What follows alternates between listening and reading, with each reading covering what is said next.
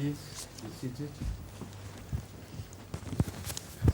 She was saying that Abdur Rahman should begin the first question because if he is not given chance. Yeah. Else was talking just now. Yes, she was suggesting the same thing. Actually, She was saying that Abdur Rahman should be given the first chance. that's right.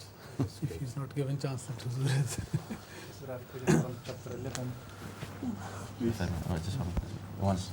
بسم الله الرحمن الرحيم والصلاة والسلام على أشرف المرسلين أيها الإخوة والأخوات السلام عليكم ورحمة الله تعالى وبركاته وأهلا وسهلا بكم مرة أخرى في برنامجكم لقاء مع العرب.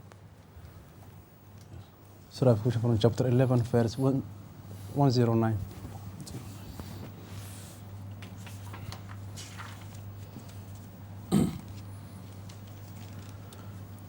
This is verse number 109 from chapter 11 Surah Hud. Right? أعوذ بالله من الشيطان الرجيم بسم الله الرحمن الرحيم وأما الذين سعدوا ففي الجنة خالدين فيها ما دامت السماوات والأرض إلا ما شاء ربك عطاء غير مجزوز. The translation is, but as for those who will prove fortunate, they shall be in the heaven, abiding therein so long as the heavens and the earth endure, accepting what thy Lord may will, a gift that shall not be cut off. Huzur, if you could kindly explain to us if there is an indication in this verse that a time will come where the people of paradise will be in Jannah while heaven and earth still exist. Another verse similar to this is next to the verse which you have just quoted. So let Imam Sahib read both of them, then our answer. This is verse number 107 and 108 of the same chapter, Surah Hud. فَأَمَّا الَّذِينَ شَقُوا فَفِي النَّارِ لَهُمْ فِيهَا زَفِيرٌ وَالشَّهِيقٌ خَالِدِينَ فِيهَا مَا دَامَتِ السَّمَاوَاتُ وَالْأَرْضُ إِلَّا مَا شَاءَ رَبُّكَ إِنَّ رَبَّكَ فَعَالٌ لِمَا يُرِيدُ. The translation is, and as for those who will prove unfortunate, they shall be in the fire, wherein there shall be for them sighing and sobbing, abiding therein so long as the heavens and the earth endure, accepting what thy Lord may will. Surely thy Lord does bring about what he pleases. Is there also the word abada in this verse? Not abada. Yes. Not abada. Yes. In the second verse? Not also there. No? No. فَأَمَّا الَّذِينَ سُعِدُوا فَفِي الْجَنَّةِ خَالِدِينَ فِيهَا مَا دَامَتِ السَّمَاوَاتُ وَالْأَرْضُ إِلَّا مَا شَاءَ رَبُّكَ. That's quite right. Yes. Both are exactly the Yes. same. Yes. Exactly. Now this is the point which I wanted to raise. Both verses are exactly the same, and both are in both exemption is made with regards to the will of Allah. You understand the point?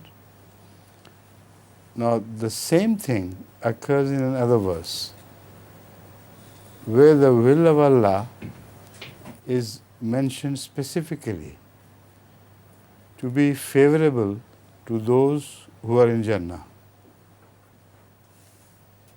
and unfavorable to those who are in Jahannam. But the wordings of the two verses in the second couple of verses which I am referring to is slightly different. And in that difference lies the key to your answers, key to the solving of your question. Understand? So read the other two verses. The Holy Quran presents things in couples. The verses are repeated, but with very slight differences to provide you the key for the better understanding. The same verses again? No. Yeah. Similar verses Yes. which occur elsewhere, Find out.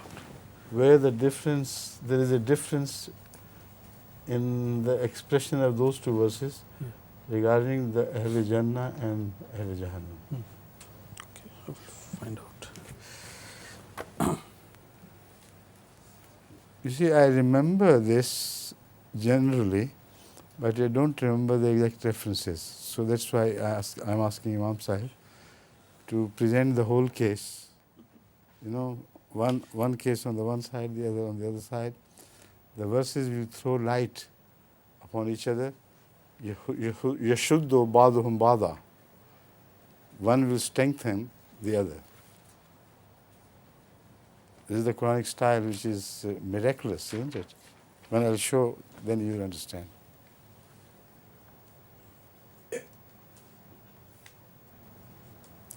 Atan ghaira majzuz. Yes, that is this one. That's this one. And the second place, Is similar verses. Inna rabbaka fa'alul lima yurid. That's The right. end part. What do you mean by this? After Just these, before that? Yes, just That's before what you yes, read yes, that. I see.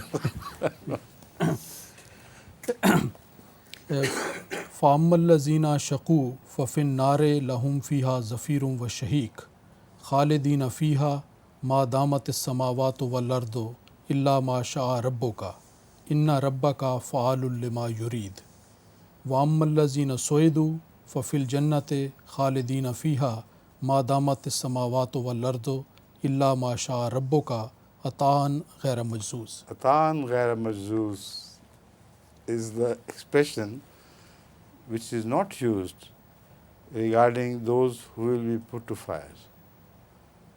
It is an expression which is mentioned only in case of those who will be Ashabul Jannah. So this is the difference which must be kept in mind before you start reading the following verses. Understand the point? In case of Jahannam, the same words are used, Khalidina fiha. The inmates of the fire will live therein for a very long time, which would appear to be eternity. But it will not be eternity. They will be there until the whole universe is wrapped up and a new beginning is made. Until that time, they will be therein. The same expression covers Ahl Jannah.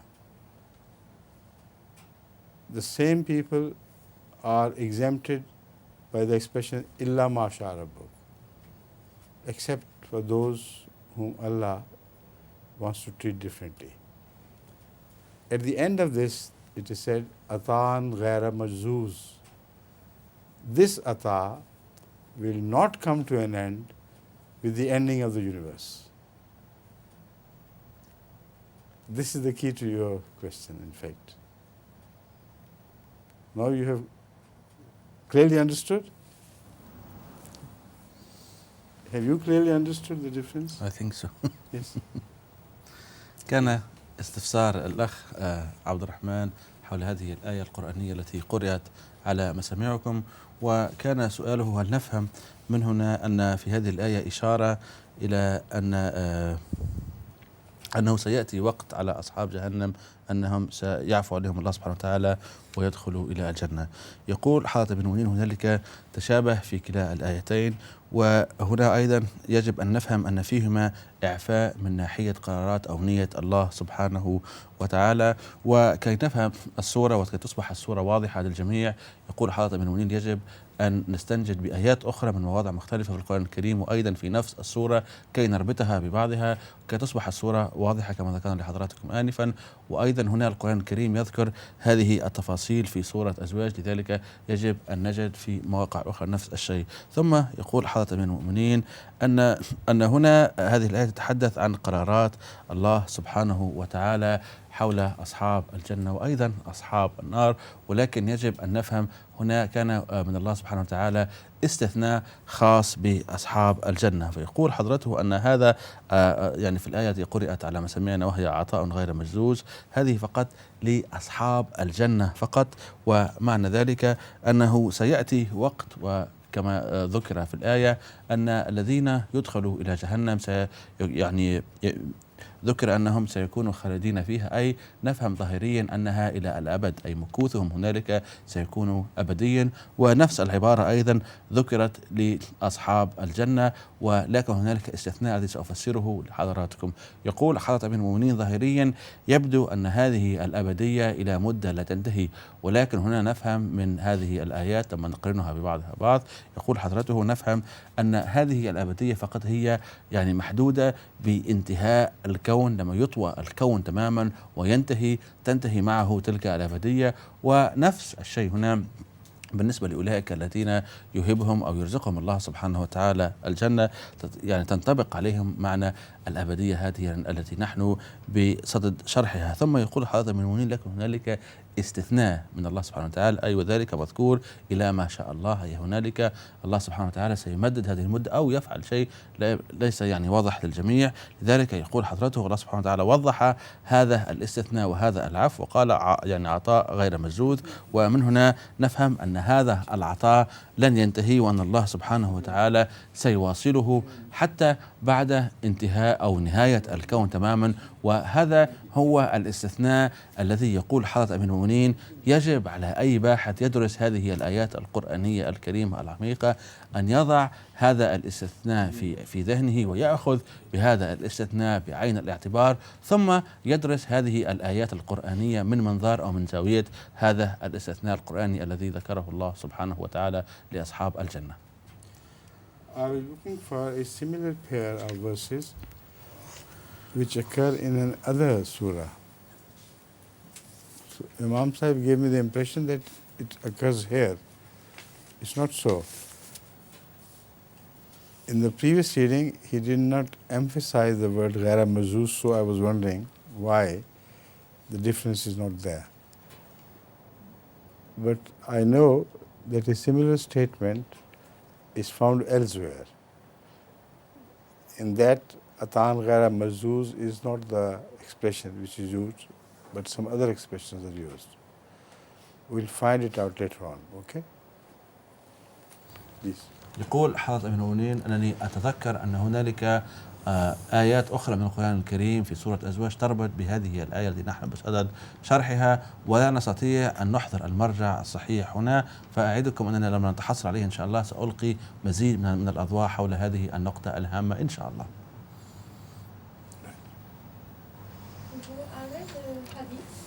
Where it was said that Muslims are not allowed to tell lie, except in the case of war or except between a wife and his husband. So I would like to know. And what?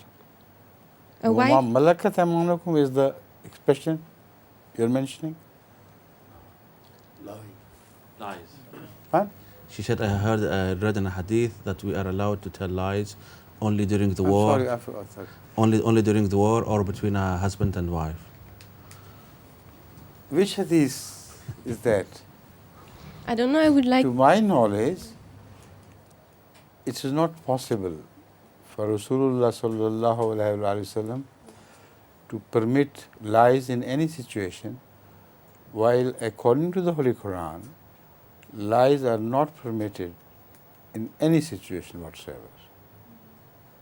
Right? Except there is one verse which throws some light on this subject. It says, if somebody is coerced, is pressurized by torture to a degree where he cannot hold the pressure any longer, so then whatever he says is because of such coercion against which he had no resistance. So this situation refers to another verse, La yukallifullahu nafsan illa wus'aha. Allah does not require from anybody things beyond his potentials. So there, if somebody is coerced where he cannot tolerate it anymore, this verse comes to his help. Allah does not require from anybody anything beyond his potential. So after that, whatever he says, he is not responsible. And what about to save I'll our come own to- life or to save After the life? that, whatever he says, he is not held responsible. But still Allah wants people to raise their threshold of tolerance to a level that they should never tell lies. Now, what is the question now? What about to save our own life or the life of somebody else?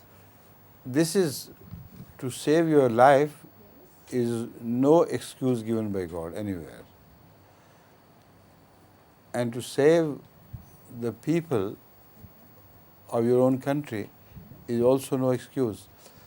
Because anyway, under torture, everyone can be compelled to say things which are taken to, which are turned to the country's disadvantage, or which provide an excuse for the person or the persons who torture to punish other fellow beings of that person, other fellow or other compatriots of that person.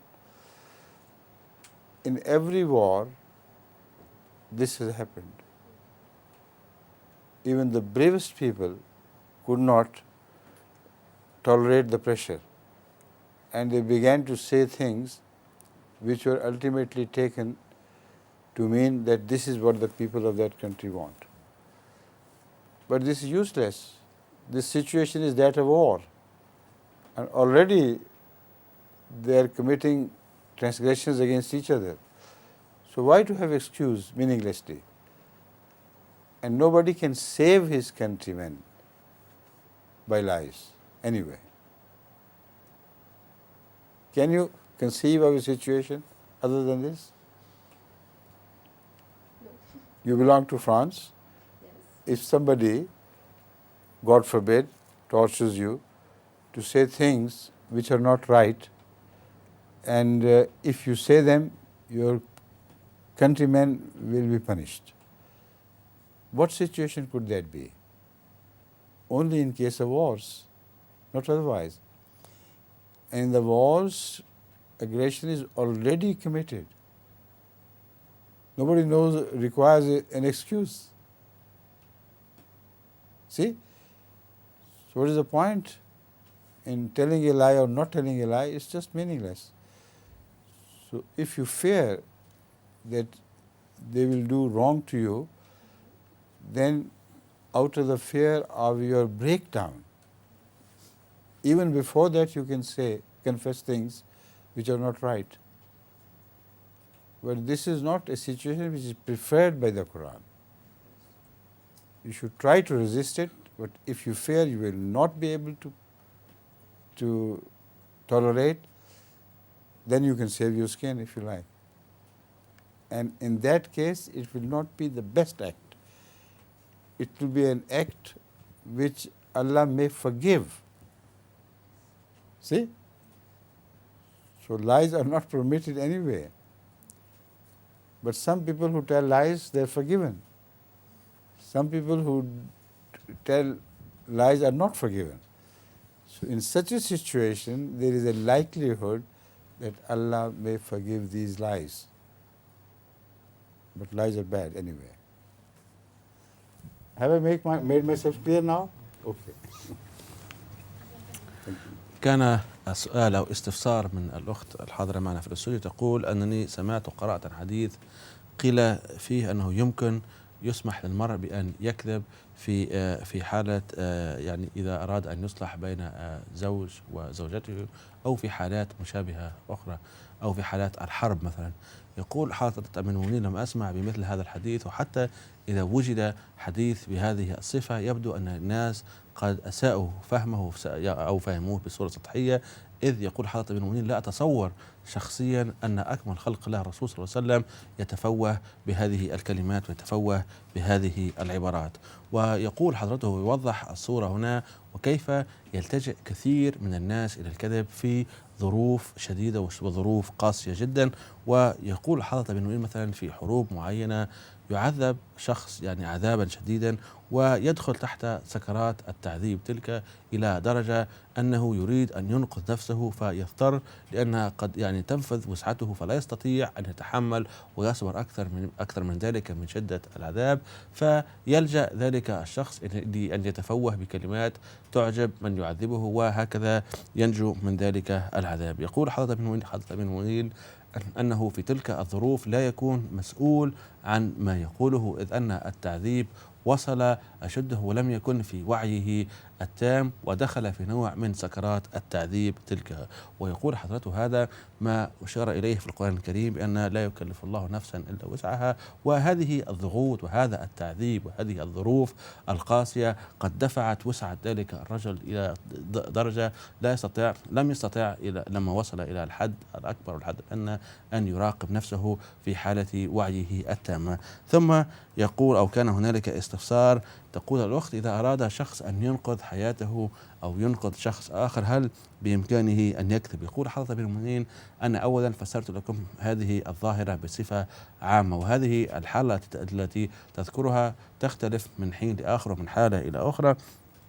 ويقول حضرة بن المؤمنين أنه الإسلام لا يسمح بالكذب في جميع الحالات، ولكن لضرورة أحكام فهنالك بعض الحالات مثل في الحروب المختلفة حتى الشجعان يضطروا في كثير من الأحيان للإدلاء بتصريحات غير صادقة وغير صحيحة تتنافى مع شخصيتهم وتتنافى أيضا مع خصالهم ويدلون تلك التصريحات الغير صادقة. ويقول حضرة ابن المؤمنين حتى في أن في هذه الظروف لا يستطيع الشخص أن يغير مصير بلده بالكذب، إذ لا نستطيع أن نعطيكم مثال واضح عن هذه الحالة، ولكن في يعني في ظروف الحرب تنقلب جميع الموازين والكذب لا ينفع لا في حالة الحرب ولا حتى في حالة يعني حالة السلم. فلهذا يؤكد حضرته أن الإسلام لا يسمح بالكذب في جميع الحالات، ولكن لما الحالة الوحيدة التي نعرفها ونتفق عليها أنه لما يعذب شخص ما بإمكانه أو لا نقول بإمكانه ولكن تلك الظروف الحادة لا تجعل له الخيار ولا تعطيه يعني تفاصيل وإمكانيات أخرى، ويكون الخيار الوحيد أمامه هو أن يتفوه بكلمات تعجب من يعذبه، وفي تلك الظروف يعفو عنه معذبه ذلك وينقذ حياته. وهذه هي الحالة الوحيدة التي يؤكد عليها حضرة بن المؤمنين، أي لا يسمح للشخص بالكذب ولكن الشخص يكون غير مسؤول عما يدلي به في تلك الظروف، والله سبحانه وتعالى يمكن أن يغفر لمثل ذلك الشخص الذي لا يكون في حالة وعي تامة وهو يعني يدلي بتلك الأمور الغير صادقة. فيبدو أن في هذه الإمكانية هنالك أن الله سبحانه وتعالى يمكن أن يعفو عن ذلك الشخص، لكن في حالات مماثلة أخرى في حالات مختلفة أخرى يمكن الله سبحانه وتعالى أن لا يعفو عن أولئك الذين يقترفون هذه الذنوب. Incidentally, have you been working all through the night before? No? No, why? But why are your eyes so tired today then? Because I think the night before and the night before too, I was working. The night before she was working, not the last night. Aha. Still the effect is Yes. continuing, huh? Yes. Good. Please. So this question my daughter wanted me to ask, if you could kindly please answer this. She read in economics book that a statistic counting shows that about year 3000, About? 3000 year, there will be so many people and buildings that they will weigh all together much more than its weight of Earth. What will happen then, and what do you think about this prediction? I'm not worried about what will happen then. I'm worried about what will happen between now and then. It may completely change the predictions altogether. Anything can happen whereby the problem would be the thin population of humans on Earth rather than the Earth being overpopulated by them. Right?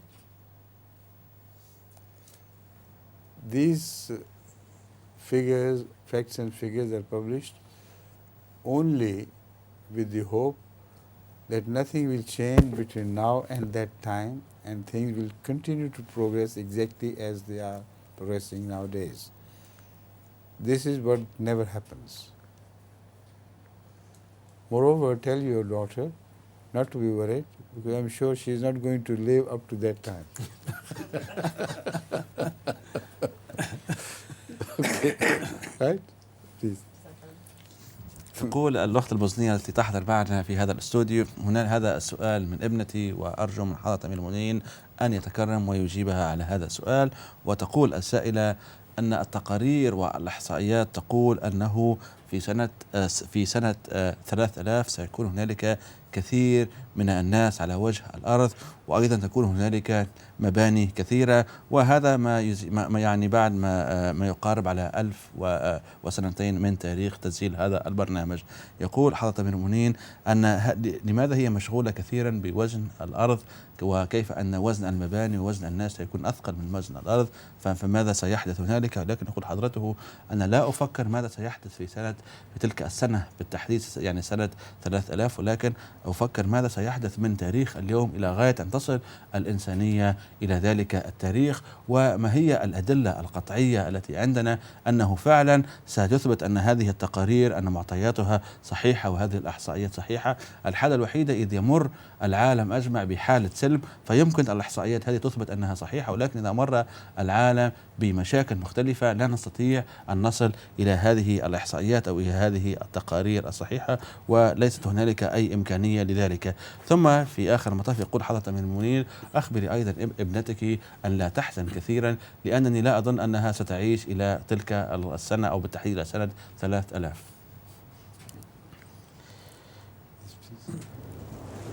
Let's turn to Turkey now, from Bosnia to Turkey. So this question from Babürhan, Turkey, from From? Tolbert. Babürhan, Turkey, from Tolbert.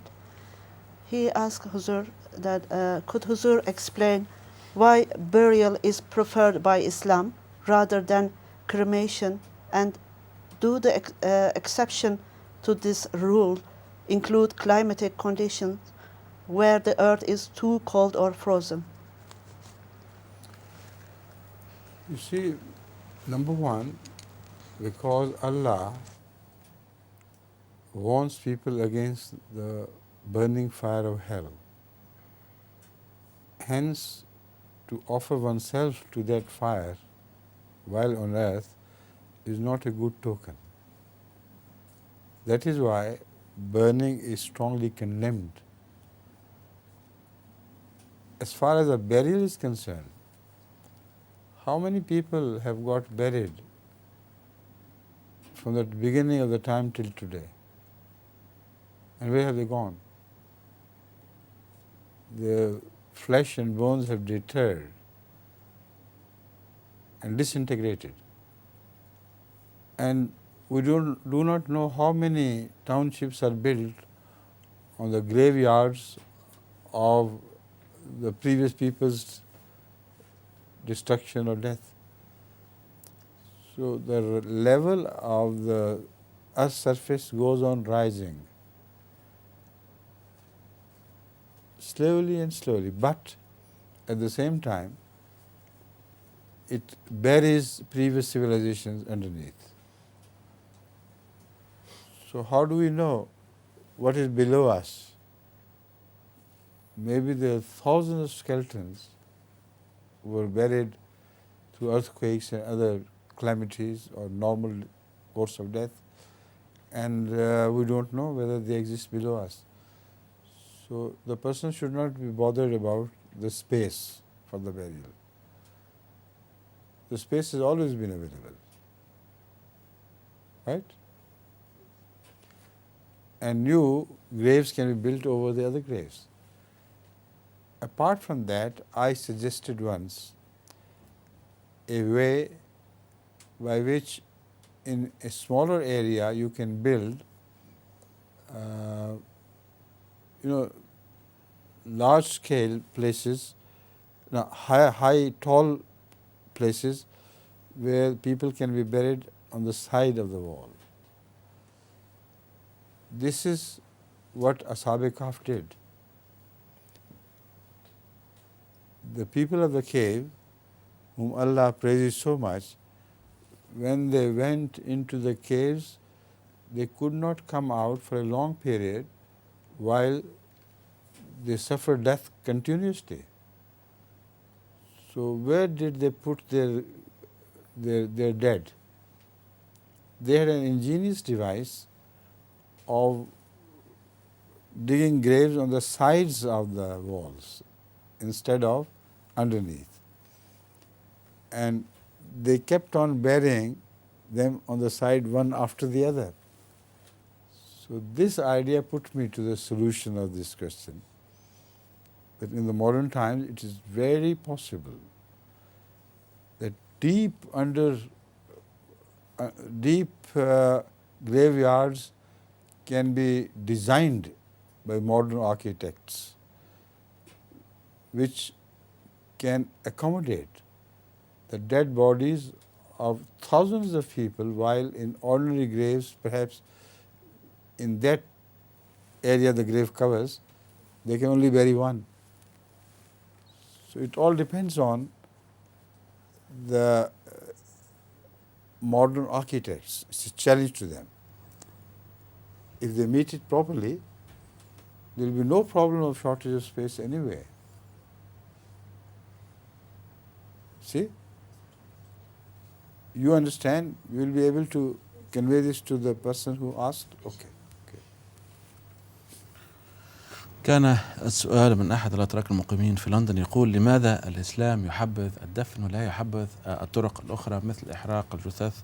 وأيضا ما هي الاستثناءات في البلدان القاسية والبلدان الباردة؟ يقول حضرة أمير المؤمنين أن الله سبحانه وتعالى لماذا يحبذ، يظهر أن في الإسلام لماذا الدفن يحبذ، لأن الله سبحانه وتعالى قد أنذرنا من عذاب جهنم المحرق، لذلك كي يحترم الإنسان نفسه وأيضا ميولاته ومعطياته من المستحسن أن لا تحرق جثته، وذلك أنه يستنكر عذاب جهنم، لذلك هو لا يحبذ لنفسه أن يدفن. ثم يقول حضرة أمير المؤمنين أيضا: أخبرونا منذ بداية الحياة على وجه الأرض إلى غاية اليوم، أين أولئك الذين دفنوا جميعا في باطن الأرض؟ فنعرف إلا القليل فقط من الأجيال التي سبقتنا، ولكن هنالك كما تعرفون قبور كثيرة جدا ومقابر قد انتثرت تماما ولا يعرف لا مؤرخون ولا غيرهم طريقها، لذلك يحاول حضرة أمير المؤمنين أن يعطينا هذه المعطيات التاريخية وهذه المعطيات القيمة كي يرد على استفسارات أولئك الذين يريدون أن ينقذوا تلك المساحات الأرضية الشاسعة التي تستعمل كمقابر ويمكن أن تستعمل في مجالات أخرى. فيطرح حضرة أمير المؤمنين هذا التساؤل ويقول: أرونا أين هذه المقابر منذ أن بدأت الحياة على وجه الأرض. ثم يقول حضرة أمير المؤمنين: كما تعرفون أن هنالك حضارة تدفن حضارة أخرى وتبني لنفسها مجدا فوق تلك المقابر القديمة، وهكذا لا نستطيع أن نعرف أين تلك المقابر القديمة، خصوصا هنالك قرى ومدن بنيت بأكملها فوق تلك المقابر القديمة، وهذا ما يصل إليه علماء التاريخ والجيولوجيين وغيرهم من خلال تلك التفتيشات المختلفة. ثم يقول حضرة أمير المؤمنين أنني أعطيكم هذه المعطيات كي لا تحزنوا كثيرا عن تلك المساحات الشاسعة التي تستعمل في صورة مقابر، ولذلك يقول حضرته أنني اقترحت أسلوب جديد لدفن الموتى، وهذا الأسلوب يقول حضرته قد اقترحته بناء على تصوراتي وفهمي الشخصي لظروف عيش أصحاب الكهف في تلك الكهوف المختلفة، وأولئك يقول حضرتهم إذ يبدو أنهم عاشوا، لا يبدو لكن حتما أنهم عاشوا مدة طويلة في تلك الكهوف المختلفة، لذلك كان منهم كثير من الأموات. ولكن هنا السؤال الذي يطرح نفسه: ماذا فعلوا بأمواتهم بأمواتهم أولئك؟ يقول حضرته يبدو أنهم حفروا تلك الجدران ودفنوا موتاهم أولئك، لأنه كان من الصعب أن يحفروا قاع الأرض، إذ أن تلك الكهوف لم تكن فيها المساحات الشاسعة كي يدفنوا موتاهم فيها، وهكذا لا يتسنى لهم القيام بمهامهم وأمورهم اليومية في تلك المساحات الضيقة، لذلك لم يضيقوا على أنفسهم، ولكن فكروا واختاروا أنهم إذا يدفنوا موتاهم ويحفروا لهم فقط المكان الذي يوضع فيه الميت في الحائط، هكذا سيوفروا على أنفسهم عناء كبيرا ويوفروا أيضا لأنفسهم مساحة كبيرة. يقول حضرته بناء على هذا اقترحت أنه يمكن للمهندسين في يومنا هذا أن يصمموا مقابر بهذا النوع، وهكذا بإمكانهم تلك الجدران أو تلك الجبل الكبير أو الجبال الكبيرة أن يحفروا فقط ذلك المكان الذي يوضع فيه الميت فقط، وهنالك سيوفروا على الإنسانية مساحات شاسعة كبيرة إن شاء الله. Actually, for a while I want to address the young man who is operating the audio-video camera, right? Why don't you put a stool there and sit while you take the audio-video?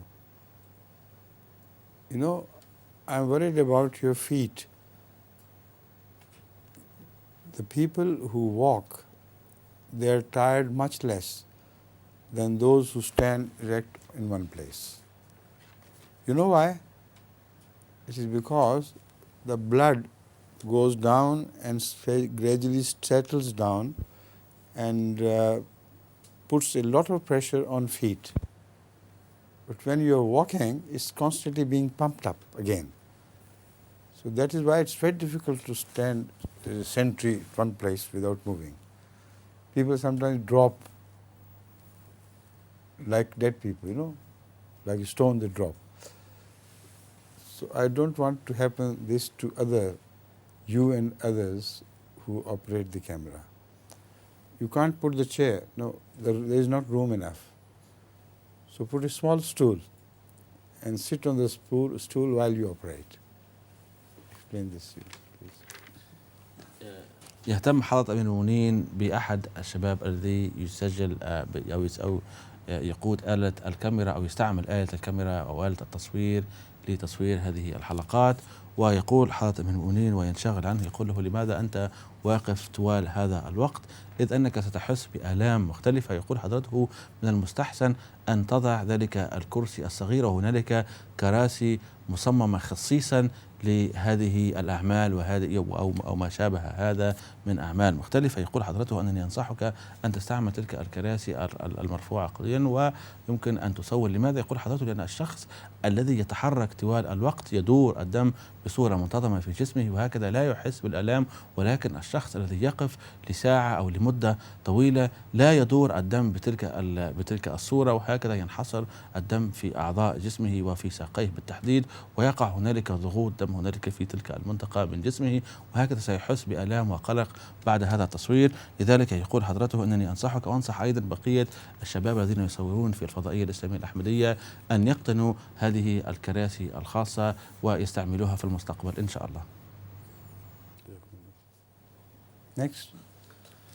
حضور، من الفقرة التي قرأناها من الخطبة الإلهامية في الحلقة السابقة، المسيح الموعود عليه الصلاة والسلام ذكر: أنا خاتم الأولياء،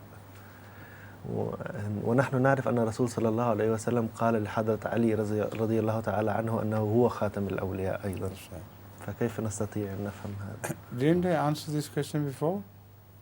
It was asked differently. The same thing. I understand. Hazrat Ali radiyallahu ta'ala anhu is Khatam al-Awliya between Rasulullah sallallahu alayhi wa sallam and the time when a prophet, subordinate prophet will be born in the Ummah of Muhammad Rasulullah sallam, and a new phase will begin. You understand? Hazrat Masih Maud alayhi salam will not be one of the walis alone. He would also be a subordinate prophet of Rasulullah sallallahu alaihi wasallam. That is why Hazrat sallallahu alaihi wasallam has divided the age after him in two phases. One, La Nabi Abadi, up to the time when a Nabi will be raised by Allah. That is with reference to Jesus Christ. So the time in between is the period where Hazrat Ali's Vilayat rules supreme. Afterwards, a new phase of a subordinate prophet in Islam begins according to the prophecy of Hazrat sallallahu alaihi wasallam himself. Then Hazrat Masih Maud alayhi salatu wasalam becomes Khatam al-Awliya in another sense. Like there was no prophet between this period, but they were awliya.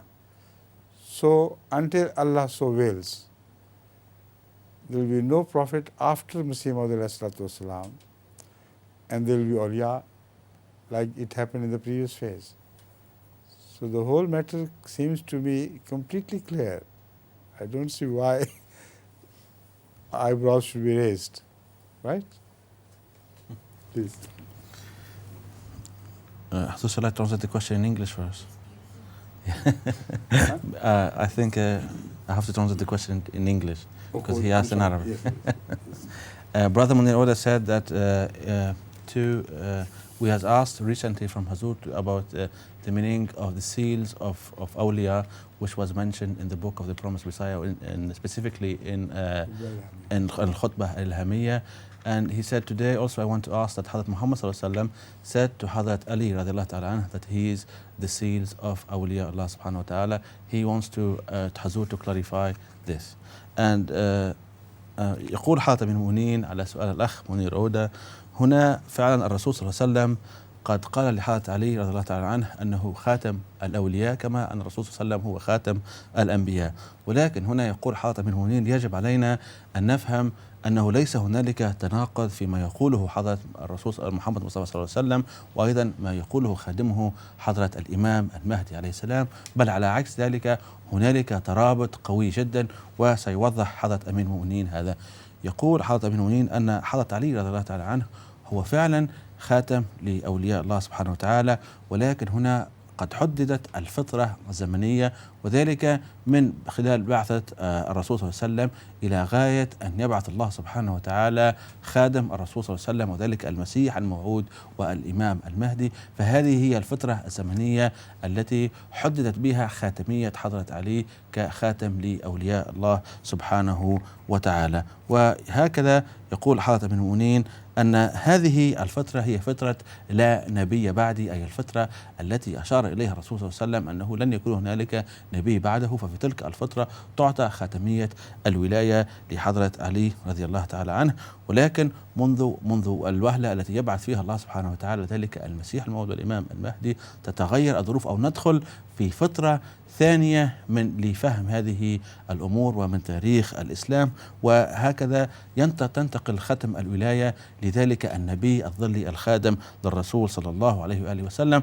وهذه الفترة التي تحدث عنها حضرة أمير المؤمنين هي التي أشار إليها الرسول صلى الله عليه وسلم أنه ليس بيني وبينه نبي. فهنالك هذه الفترة لن يكون هنالك أنبياء بين بعثة الرسول صلى الله عليه وسلم وبعثة ذلك الإمام المهدي، ولكن يكون هنالك فقط أولياء لله سبحانه وتعالى، فتصبح الصورة واضحة. وهكذا نفهم أنه بعد بعثة ذلك النبي الظلي لن يكون هنالك أيضا أنبياء، ولكن سيكون هنالك أولياء فقط من الله سبحانه وتعالى. وهكذا أن خاتم الولاية يعطى إلى ذلك النبي الظلي.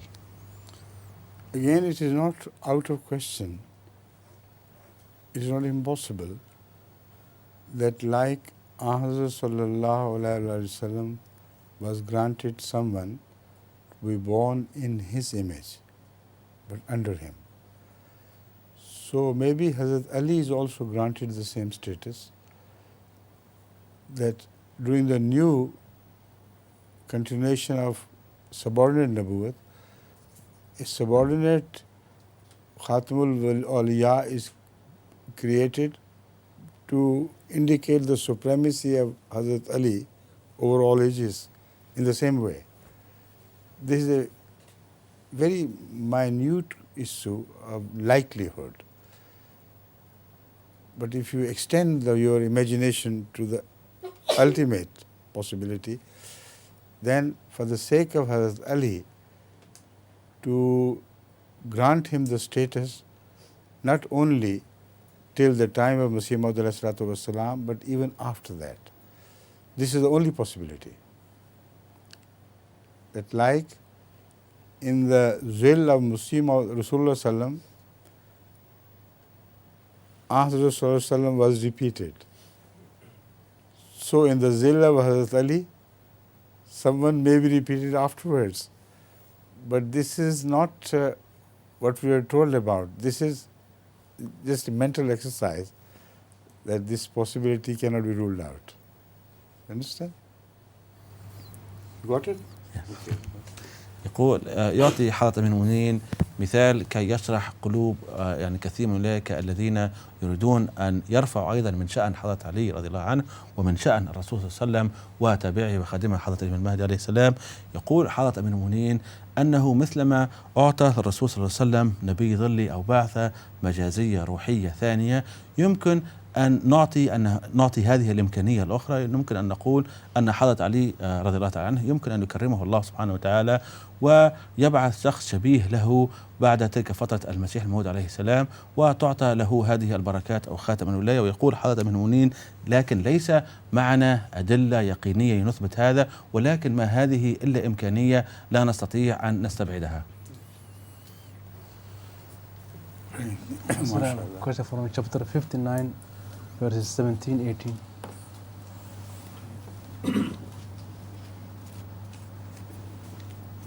Nothing like Abdul Rahman, you know, he stands out in his style. Chapter 59, verse number 17-18. 17, 18.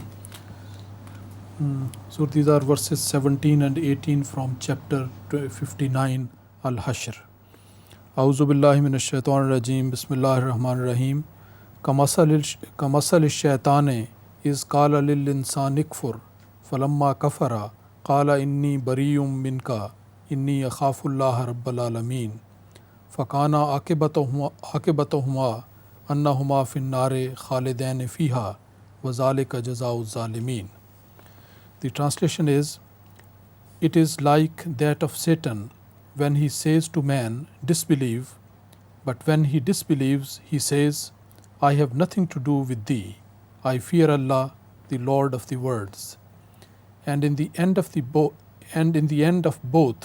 will be that they will both be in the fire, abiding therein. Such is the reward of the wrongdoers. What is meant by shaitan in the context of this verse? What? What is the question? Ask me. What is meant by shaitan? He says, I fear Allah. Is that the question? No, that he will be put also into fire. Of course he will be put into the fire. There is no question about that. But I thought your question should have been different. The question should have been, on the one hand, the Satan excites a person, a servant of Allah, ordinary creature of Allah, to rebel against him. And once he rebels, he withdraws and say, I fear Allah. Now, there are two questions. If he fears Allah, why should he be put to hellfire? And if he feared Allah, why did he put this man on the wrong track? You see, the answer to this is, don't take him seriously. He's a liar. Satan is a liar. This is what he says. So any human who does the similar things is also a Satan in that regard. Got it? Right. كان سؤال الأخ عبد الرحمن: ما هو المقصود بالشيطان في هذه الآية؟ يقول حضرة أمير المؤمنين: أنني ظننت أنك ستبني سؤالك على ما يلي وتقول أن الشيطان يطلب من الإنسان أن يكفر، وبعد أن يكفر ذلك الإنسان يقول له الشيطان: أنا بريء منك، إني أخاف من الله سبحانه وتعالى. فهنا يسأل الناس ويتساءل الناس عن أعمال هذا الشيطان هذا، فالله سبحانه وتعالى يخبرنا أن لا تصدقوه فإنه كذاب كبير. Said everything in this answer? Okay. So being a kazab, he'll be subjected to hell. Huh? You understand this point? But perhaps the thing you had in your mind, which was perturbing you, was how should fire burn in fire? Who is the being of this shaitan? Huh? The shaitan who will be... Whoever does the same thing, whether it is a human or non-human, it applies to both exactly, precisely. But the question, another question which you should have raised was, how would Satan burn in hellfire while he himself is fire? How can fire burn in fire? How fire can be tortured by being shoved into fire? This is the question. It's a question of relativity. Everything which you think is hot can be put into something which is even hotter, and that thing will appear cold in relation to the greater heat. So that will begin to burn while itself it is a fire. It's alight with fire. So this is a question of relativity. Satan, call him a fire, but when he is put into hell, that fire which will burn him down will be much more intense than the fire he is made of. This is the literal explanation. But the metaphorical explanation is that Satan is not necessarily made of fire materially. Fire means that he has a rebellious nature. He has a destructive nature. So as such, when he is shoved into fire, he should suffer like anything else.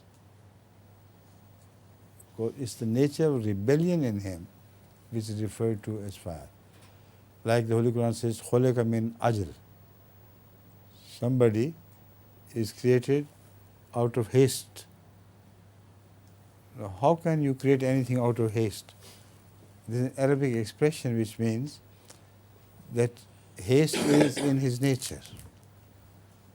So fieriness is in the nature of Satan. Got it? فاتني أن أذكر الربط الذي ذكره حضرة أمير المؤمنين، أن هنالك كثير من الناس فيهم هذه الطبائع الشيطانية، أنهم يلتوون كثيرا ويكتبون كثيرا ويدفعون بكثير من الأبرياء. يقول حضرته أن الله سبحانه وتعالى يعلمنا أن لا نحتك بهم ولا نصدقهم، إذ فيهم تلك الطبائع الشيطانية وليس فيهم أي ذرة من الصدق.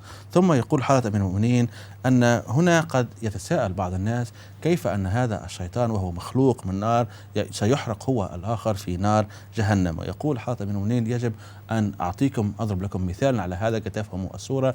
إذا يلقي إنسان مادة سخنة في إناء ساخن أكثر منها، فهنا نرى أن ذلك الإناء لن يحس بحرارة تلك المادة التي ألقت فيه، ولكن تلك المادة ستحس بالحرارة وتحترق أكثر. وهذا فعلا من هذه الناحية يمكن أن نطبقه على الشيطان، إذ أن حرارته أو حرارة جهنم هي أكثر من كثير من حرارته هو. وهذا فقط من الناحية الظاهرية كي نفهم هذه الآية ونضع هنالك نوع من التوفيق فيها. ثم يقول حضرة ابن المؤمنين هذا من الناحية الظاهرية، ولكن ما مقصود به في الحقيقة هو أن المادة أو مادة الشيطان هي تلك المادة النارية الثورية، فيها تلك نوع طابع الثورة والنفور إلى غير ذلك. ويقول حضرته هذا هو المقصود به في هذه الآية، مثل أن هنالك تلك العبارات المذكورة مثلا على سبيل المثال في القرآن الكريم أن الإنسان قد خلق من عجل، فليس هنالك أي مادة اسمها عجل وخلق منها الإنسان، ولكن إظهارا لطبيعة الإنسان. فهذه الأمور معروفة ومكنونة في اللغة العربية وأصولها، وهذا فعلا ما أراد الله أن يخبرنا به حول الشيطان الرجيم في هذه الآية. I understand that to make easier the passage from this word and the other word, we shouldn't be too much attached to the material things. So I would like to know what about the attachments to people. Like, for example, a mother is attached to her children, but she can lose her children, or in family relation in general. In order, He has to explain. yeah. In order to make our journey easier from this life to another, we should not be too much attached with anything in this life. So what about the attachment to the mother or father or any close ones? Very good question. but it is also answered by Ahzur sallallahu alayhi wa sallam. He says that the souls of all the person who are dead, will depart their bodies altogether, with no connection left, normally in 40 days. But the souls of the prophets of Allah would sever their ties within 3 days. So herein the question is raised and also answered. What is the difference between the souls of ordinary people and that of those of the prophets? The prophets have a cursory attachment with the worldly things. They're naturally attached because of blood relationship and because of the love they have for mankind as such, or their kith and kin, because Allah desires and permits them to have it. So when they love their wife, they do it also for the sake of Allah. But still there is an attachment which cannot be denied. So for them to totally sever this small attachment, 3 days are required for their connection with this world to be completely severed, and they return to their Lord whom they actually love above everything else. So the answer is to love God more. Have your relationship all right, but love God more than your worldly relationship. In that case, it will be easier for you to depart from this earth. Right? You understand? Please. The time is over, so tomorrow inshallah. Okay. سأقدم لحضراتكم إجابة حضرة المؤمنين. Very بداية wise الحلقات question إن شاء you الله. asked, like always do, mashallah. السلام عليكم ورحمة الله تعالى وبركاته. So